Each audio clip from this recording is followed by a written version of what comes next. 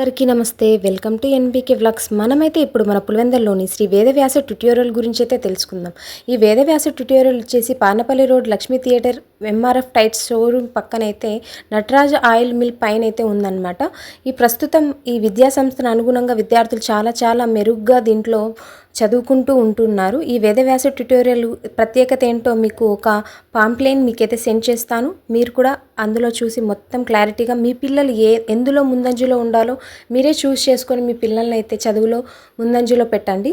అదే వీటిలో వచ్చేసి మనకు సమ్మర్ క్యాంపుగా Vedic maths, speed maths, Telugu, Hindi, English చదవడం రాయడం నేర్పిస్తూ ఉంటారు.